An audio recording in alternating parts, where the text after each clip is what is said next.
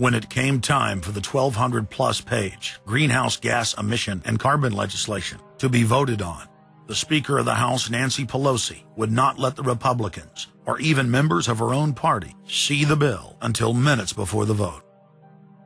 Republican Minority Leader John Boehner engaged in a rare House filibuster and read shocking section after shocking section from the legislation. Now, I really hate to do this, but when you file a 300-page amendment at 3:09 a.m., the American people have a right to know what's in this bill and have a right to know what we're voting on.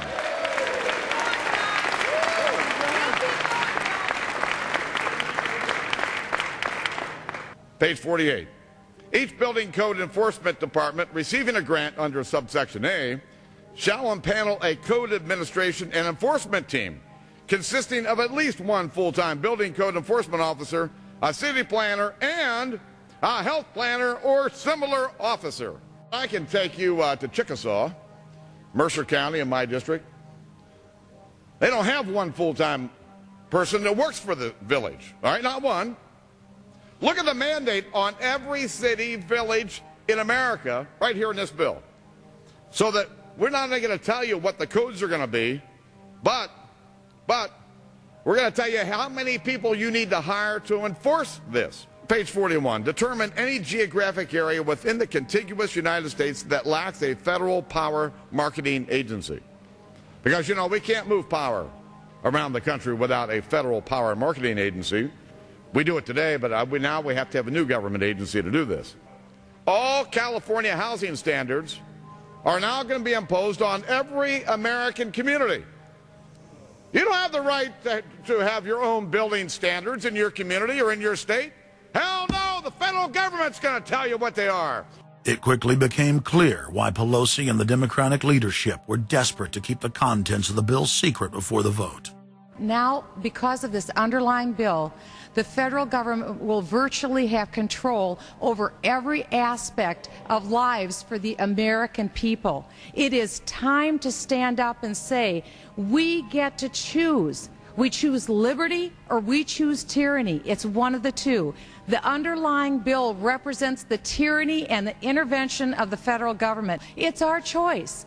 What will we choose today? Will we choose liberty or will we choose tyranny? And I know that we'll be facing the single moms that heard from last summer. They can't afford the gasoline bill. They can't afford the propane. You didn't do a great thing. You hurt some really decent families struggling, trying to make it, and this is going to be their death knell. It breaks my heart. I yield back.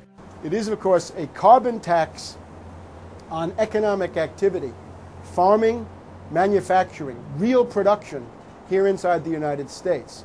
It would tend to shut down even those miserable remains of an industrial economy that we still have after the collapse of the Detroit automakers and their related subcontractors and so forth. Every home and business in the United States would be federally regulated and controlled. Mandatory home inspections will be carried out by federal inspectors, and it's all at the expense of the homeowner. In New York, they're called the environmental police. On this day, a surprise visit to a market in Brooklyn's Chinatown. And every day you're not in compliance, you face huge fines. Go to page 235. The Secretary may set and collect reasonable inspection fees to cover the cost of inspections required.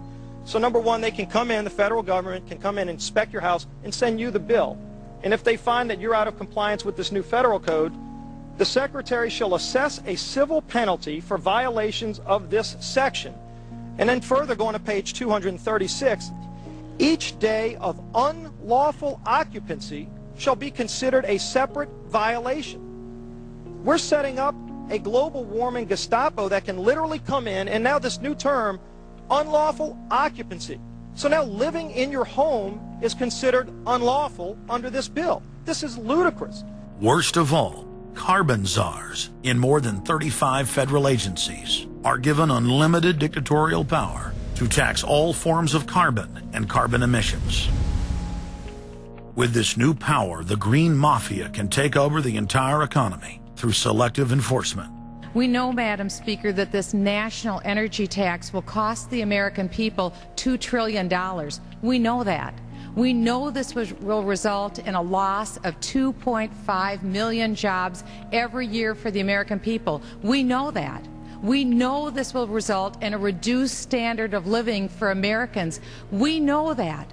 What is the point and what's the benefit? The same central banks that have stolen more than $50 trillion from national treasuries across the planet are now creating a new derivatives fraud through the cap-and-trade carbon tax system that dwarfs their previous Ponzi schemes.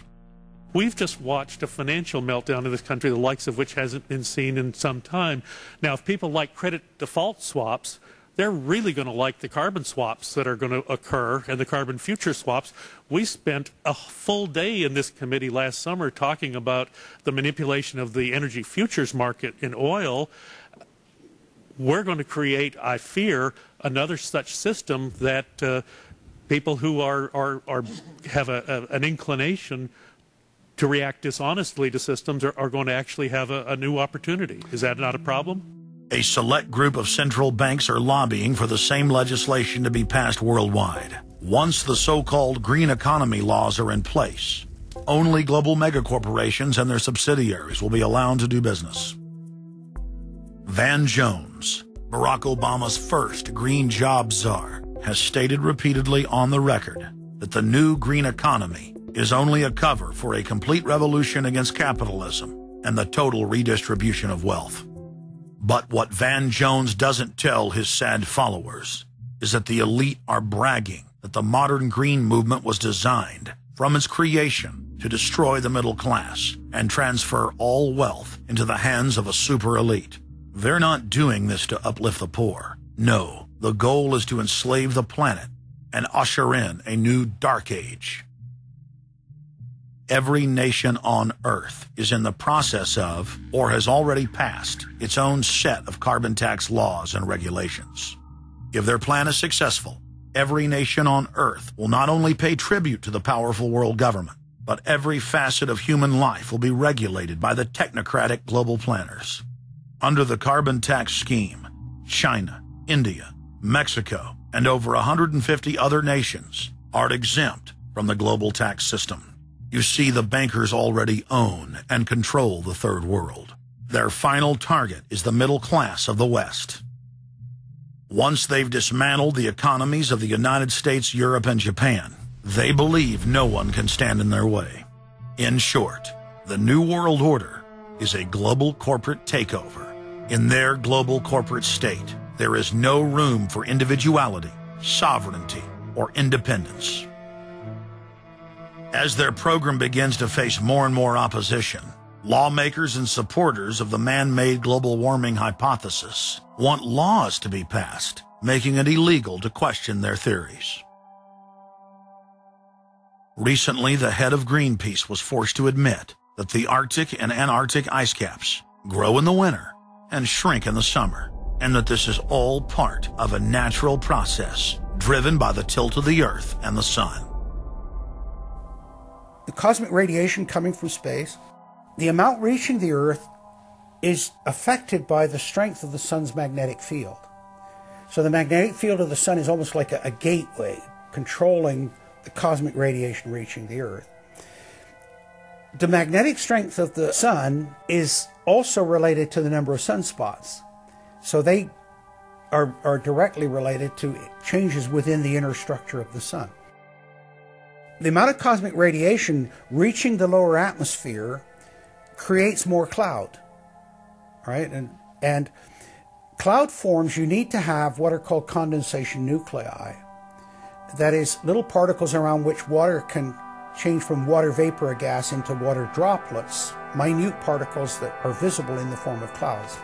We've known for a long time that there was more cloud than the amount of particles in the atmosphere, because we assumed it was clay particles and salt particles that were creating this condensation process. But there was this gap.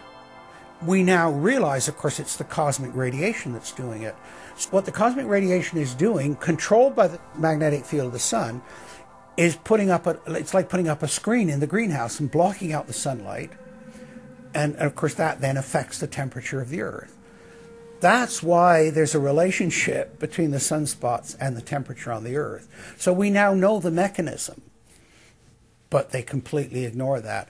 More than 31,000 scientists from across the United States, including more than 9,000 PhDs from the fields of climatology, atmospheric science, earth science, and hydrology, signed a petition rejecting man-made global warming as a scientific fraud.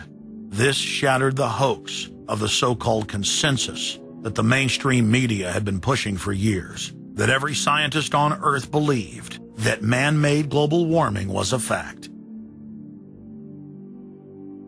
If the people are able to block their carbon tax takeover, the elite's agenda to establish a planetary world government will collapse.